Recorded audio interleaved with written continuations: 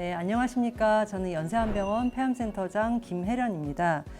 오늘은 EGFR 변이 비소세포 폐암을 경험하고 계신 두 분의 환우분들과 연세안병원 종양내과 홍민희 교수님을 모시고 이야기를 나누어 보는 시간을 마련했습니다. 사실 오늘은 의학적인 강의를 하는 자리가 아니고요. 실제로 치료를 경험하고 계신 분들의 이야기를 중심으로 서로 이제 묻고 답하는 시간을 마련을 했습니다. 여러 환우분들께 도움이 될 수 있도록 편안한 분위기에서 저희가 질문을 하고 답하는 시간을 마련하도록 하겠습니다. 먼저 저희 간단히 인사 말씀 부탁드립니다. 저는 폐암 4기 내전이 진단을 받고 현재 표적 치료제를 복용 중인 한우 이희정입니다. 저는 잔기침과 간헐적인 목장김으로 한여름인데 감기인가 하고 동네 이비인후과를 방문했습니다. 하지만 2주의 약을 복용했는데도 불구하고 기침은 더 잦아지고 특정 이유 없이 체중이 5, 6kg 빠지기 시작했어요. 이후 지역의 2차 병원을 방문하였고 거기서 엑스레이 검사와 저설량 흉부 CT 검사를 받게 되었습니다. 그곳에서 폐암 의심 소견이 나오게 되어서 3차 병원에서 첫 증상이 나온 이후 딱 2개월 반 만에 폐암 4기 진단을 받게 되었던 거지요. 네, 안녕하세요. 저는 폐암 3기고요. 현재 저도 동일하게 표적 치료제를 복용하고 있는 남윤두라고 합니다. 저는 2024년 11월 건강검진에서 이상 징후를 발견했고 2024년 12월에 폐암 진단을 받았습니다. 2025년 1월에 분당 서울대학교 병원에서 수술을 했습니다. 수술 전에는 1기로 예상을 하고 수술을 했는데 수술 후에 병리 검사 결과 3기 A로 진단을 받았습니다. 다행히도 단일 전이어서 수술 후에 세포독성 항암을 하고 그 후에 보조 항암으로 타그리소를 복용하고 있습니다. 안녕하세요. 연세한병원 폐암센터에서 주로 폐암 환자의 항암 약물 치료 그리고 치료 전략을 수립하는 데 주로 일을 하고 있는 종양내과 홍민희라고 합니다. 먼저 첫 질문으로 저희 나와주신 환우 두 분께 질문을 드리겠습니다. 진단을 받기 전에 폐암은 어떤 이미지셨을까요? 어떤 질환이라고 생각하였을까요? 암 진단 전 저에게 폐암은 흡연자 또는 고연령층 아니면 특정 특수 환경에 노출된 직업군에서 많이 발생하는 암이라고 생각했습니다. 흔히 미디어에서 비춰지는 드라마나 영화 속의 폐암 환자는 항상 늘 오랜 침상 생활과 그리고 클라이막스가 죽음으로 이미지가 굳혀진 질환으로만 생각되었습니다. 가장 힘들었던 시기는 아무래도 암 진단 직후였던 것 같습니다. 왜냐하면 한 번도 폐암이란 암을 걸릴 거라고 상상조차 못했고 제가 비흡연자였기 때문에 더더욱 그랬죠. 진단을 받았을 때 매우 당혹스럽고 절망적이었어요. 제 일상이 하나하나 깨져가고 포기해야 할 부분이 많이 늘어서 정말 희망이라고는 하나도 보이지 않았지요. 또 한편으로 제가 2달 반이란 허송 세월을 보냈던 시간들 왜 처음부터 큰 병원을 가지 않았을까? 후회도 많이 하고 자책도 많이 했답니다. 남윤두님은 혹시 어땠을까요? 네, 암이라는 단어가 주는 공포감이나 두려움이 상당히 크잖아요. 암이라는 게 저한테는 남의 이야기 같았고 또 통계 속 숫자나 기사 제목에서만 보던 그런 단어였습니다. 그런데 그 단어가 제 이름에 붙는 순간 세상이 잠시 멈춘 것 같은 느낌이었습니다. 하지만 시간이 지나면서 한 가지를 깨닫게 되었습니다. 폐암이 제 삶을 멈추게 하려 온 것이 아니라 제 삶을 더 깊이 바라보게 하는 그런 계기가 될 수 있다는 생각이 들었습니다. 암이라는 단어에서 주는 두려움과 공포감이 엄청나게 큰데요. 암을 제가 스스로 선택해서 치료하거나 완치할 수는 없지만 암을 마주하는 저의 태도는 제가 선택할 수 있다고 생각을 합니다. 그래서 항상 긍정적으로 제 병을 바라보고 모든 생활을 감사하는 마음으로 생활하고 있습니다.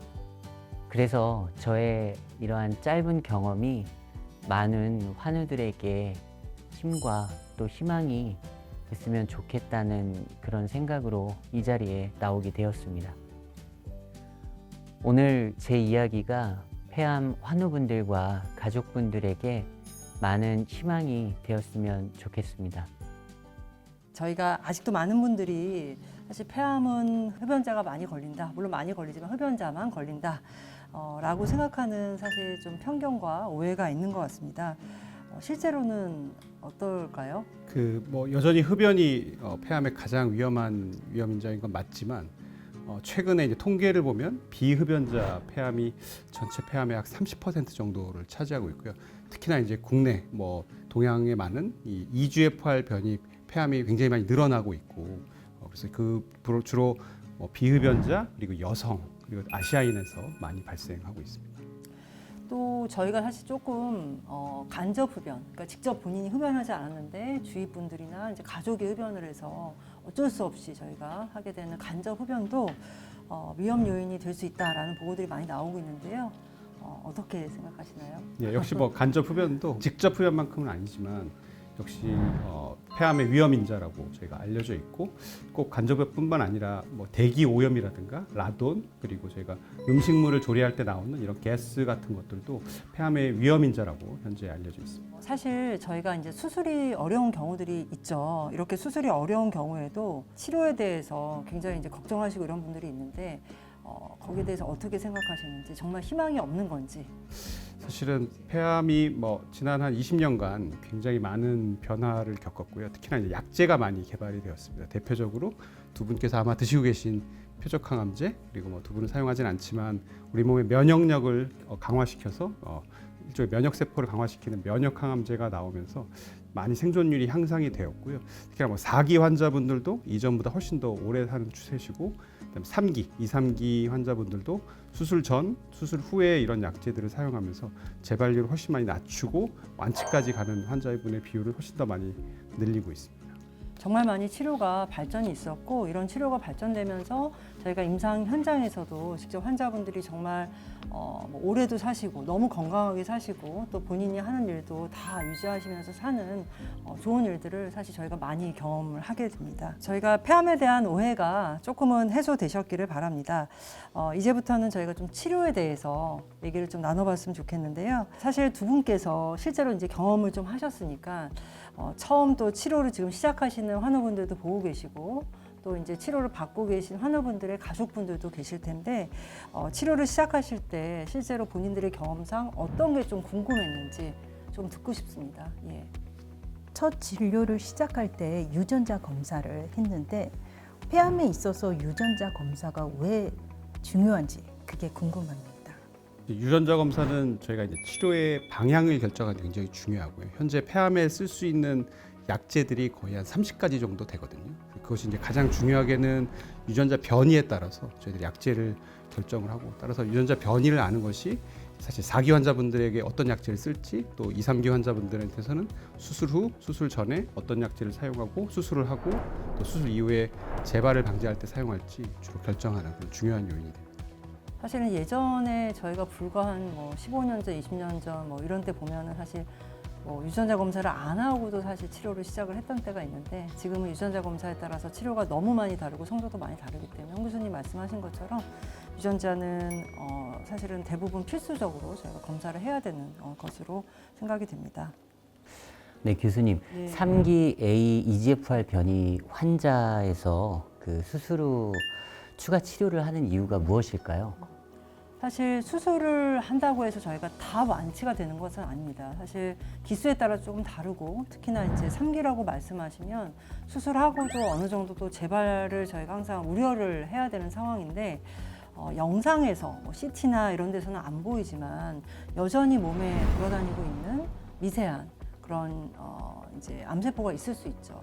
이런 암세포에 대해서 재발하지 않도록 가장 암이 보이지 않을 때, 굉장히 소량이 있을 때 치료를 해주는 걸 저희가 이제 보조 항암요법이라고 하는데요. EGFR 돌연변이가 있을 경우에는 이런 EGFR 억제제를 보조 항암요법으로 사용을 하는 것이 아두라 데이터에서 저희가 굉장히 효과가 의미 있게 재발률이 줄어들고 생존율이 늘어나는 결과를 보였기 때문에 수술 후에도 저희가 추가적으로 EGFR 억제제 오시멀티닙을 사용을 하는 것이 좋은 결과를 보여주기 때문에 사용을 하는 것입니다. 혹시 또 추가적인 질문이 있으실까요? 네. 교수님, 저는 4기 진단을 받아 수술이 어려운 상황이어서 표적 치료제인 타그리소를 첫 항암제로 복용하고 지금도 복용하고 있습니다. 근데 저와 같이 표적 치료제를 단독으로 사용한 때도 있고 최근에는 보조 항암제를 사용하는 분들도 계시는데 그 기준이 어떻게 결정이 되는지 궁금합니다.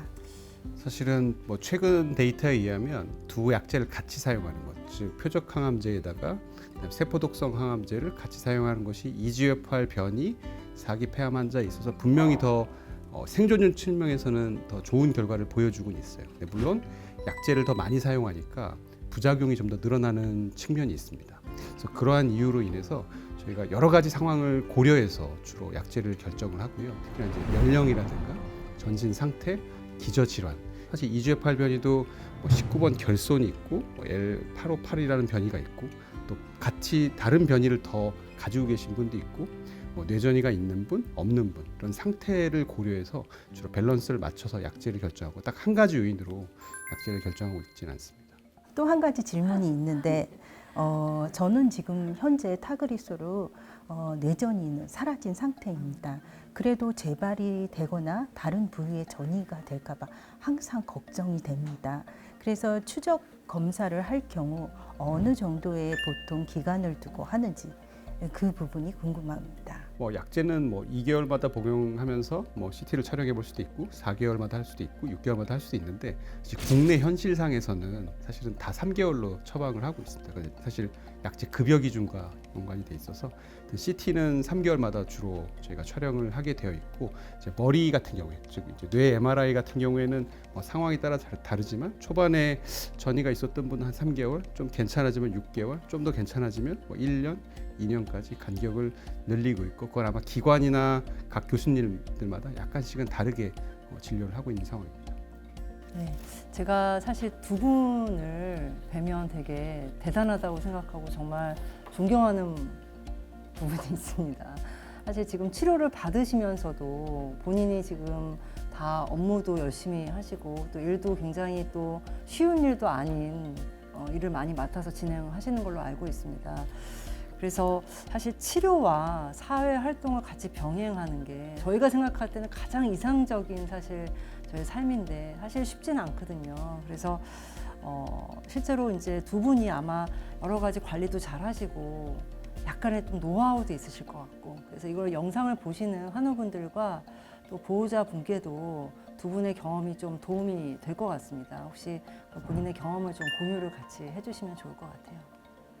저는 지금 현재 통역사로 활동하고 있습니다. 직업 특성상 많은 사람들을 대면하고 그리고 때로는 체력적인 면을 많이 요하는 직업이기도 합니다. 그래서 복용약의 부작용의 발진이 피부로 올라올 때 특히 얼굴로 올라오거나 그 다음에는 이제 손 발톱에 염증이 생기는 조악 주위염 때문에 제가 한동안 걷지를 못했어요. 그때가 가장 힘들었는데 지금은 하지만 철저한 위생 관리를 하고 연고도 바로바로 바르면서 치료를 하면서 부작용을 예방하려고 많이 노력하고 있습니다. 너무 잘하시고 계신 것 같아요, 진짜. 네, 우리 남현주님도. 네, 저 같은 경우는 요즘에 이제 회사들이 여러 가지 워라밸 관련한 제도들이 많이 있습니다. 유연근무 제도도 있고요. 근무를 시간을 선택해서 근무하는 그런 제도들이 있는데 건강에 무리가 되지 않는 선에서 일상 회복을 하려고 노력을 했고요. 그리고 그 제도들을 최대한 활용해서 지금 현재 직장 생활을 하고 있습니다. 네. 그래서 아마 두 분께서 나와주셔서 오늘 이렇게 경험도 공유해 주시고 한 게 정말 저희 환우분들께 정말 많은 힘이 될 것 같습니다.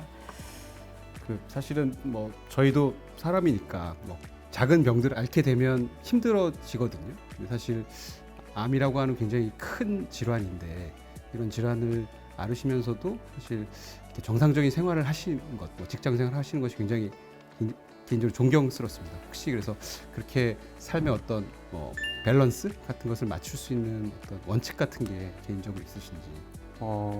이제 사람이 과거에 집착을 하다 보면은 상당히 우울해지는 것 같아요. 내가 왜 암에 걸렸을까라는 그런 집착을 버리려고 노력을 했었고요. 또 미래에 대해서 걱정을 하면 마음이 상당히 불안해지죠. 그래서 현재의 삶을 정말 행복하게 살려고 노력을 하고 있고요. 그리고 정말 밀도 있게 살려고 노력을 하고 있습니다. 그럼 우리가 엑손 이제 그 뭐 19번 또 L858 21번 이런 차이들이 있잖아요. 그러면 이 약제를 복용했을 때 그 변이의 번호에 따라서 약제의 효능도 조금 차이가 있을 수 있나요? 차이가 있을 수 있고요. 사실 그런 어떤 데이터들은 조금 후향적으로 많이 분석되어 있습니다. 그래서 구조상 19번하고 21번이 있으면 어떤 EGFR 억제제에 대해서는 19번이 조금 더 반응성이 좋고 조금 더 재발을 덜하고 EGFR 변이에 따른 약제가 이제 달라붙어서 억제를 하는데 그런 이제 차이를 보이기 때문에 그렇지 않을까라고 생각을 좀 합니다. 그렇지만 뭐 19번이 좋고 21번이 나쁘고 이렇게 그냥 단순하게 나눠서 생각하기에는 사실 이제 후향적인 분석이기 때문에 저희가 개개인의 차이도 크고 저희가 21번이라도 또 약제 한 가지 뭐 타그리소나 이런 약제 한 가지에 대해서 또 꾸준하게 반응을 보이는 분들도 꽤 많으셔서 그렇게 단정하기는 사실 좀 힘들죠. 예. 제가 하나 질문해도 될까요? 네. 근데 이렇게 보면 사실 되게 환우분들이 제가 느끼는 거는 옛날보다 훨씬 더 많이 아세요. 본인의 병에 대해서. 저는 사실 그게 되게 좋다고 생각을 하거든요. 그래야지 저희가 이제 와서 의뢰해서 이제 질문하실 때도 이제 그 이상의 질문들을 또 많이 하시거든요. 근데 주로 환자분들이 이런 정보를 얻는 이런 주로 소스가 무엇일까요? 초기에는 네네. 유튜브를 많이 봐요. 유튜브를 많이 보고 이제 폐암협회에서 발행되는 책자나 뭐 카페나 블로그 등으로 하는데 이제 건강한 한우들이 모이게 되면 실전 경험이 있는 한우들이 나 이 임상에 들어갔다.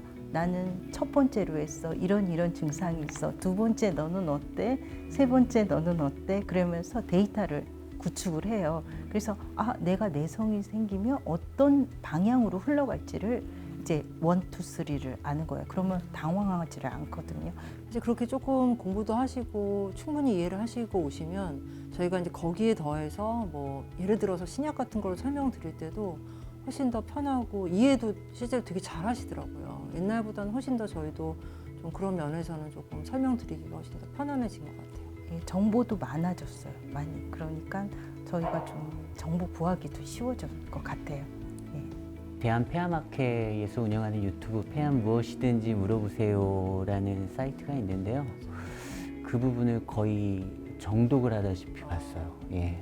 그리고 관련 논문, 뭐 아듀라 논문 같은 것도 좀 많이 찾아보려고 노력을 하고 있습니다. 그 교수님을 대면하는 시간이 좀 짧다 보니까 사전 준비를 상당히 많이 해가려고 노력을 많이 하고 있어요. 그래서 질문 같은 것도 미리 이제 핸드폰 메모장에 적어가고 그리고 검사를 하고 또 검사 결과를 의무기록 사본을 미리 교수님 만나기 전에 좀 확인을 해서 거기서 제가 또 질문을 할 것들을 좀 찾아가지고 하는 편입니다. 마지막으로 이제 벌써 마지막이 거의 된 것 같아요.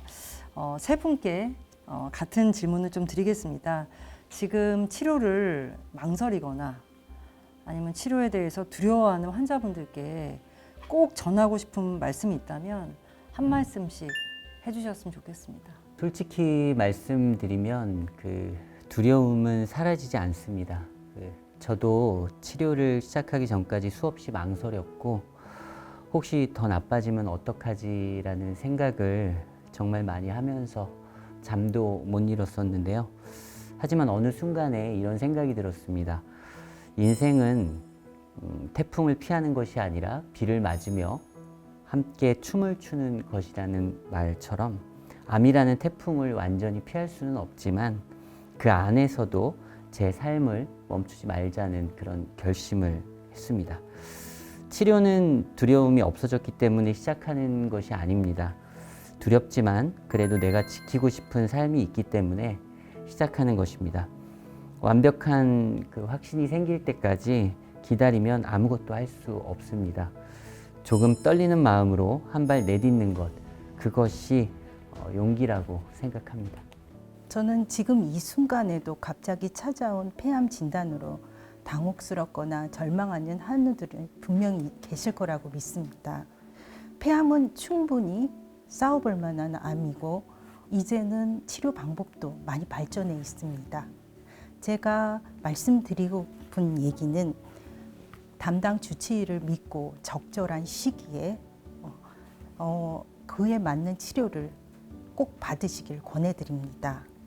그리고 또 폐암을 외면하지 말고 보호자분들께 전적으로 무엇이든 맡기는 것보다는 나의 질환과 치료제를 이해하려고 노력하면서 현명한 투병 생활을 이어나가시길 바라겠습니다. 네, 감사합니다. 홍민희 교수님도 한 말씀 해주시죠. 사실 지금 이 다른 뭐 암종도 마찬가지지만 폐암에 대한 약제들이 굉장히 빨리 개발이 되고 있고요. 현재 이제 EGFR 표적항암제 같은 경우에는 1세대, 2세대, 3세대를 거쳐서 이제 4세대 약제가 개발이 되고 있고 더 다음 세대로 갈수록 부작용은 더 적고 효과는 더 좋아집니다. 이건 꼭 EGFR뿐만 아니라 뭐 ALK 관련, 뭐 ROS1 관련 대부분의 변이에 관련한 대부분의 약제들이 더 부작용은 적어지고 뇌투과율은 더 좋고 더 좋은 효과를 보여주고 있는데 저희들이 이렇게 많이 연구를 하고 있으니까 이런 연구에 사실은 뭐 임상시험 저희들이 얘기 많이 드리거든요. 임상시험 이야기 드릴 때 사실 그게 더 좋은 치료에 대해서 저희가 권유를 드리는 거기 때문에 주치의 교수님이 임상치료를 권유하시면 꼭 한번 참여하는 것에 대해서 고민해 보시라고 말씀드리고 싶습니다.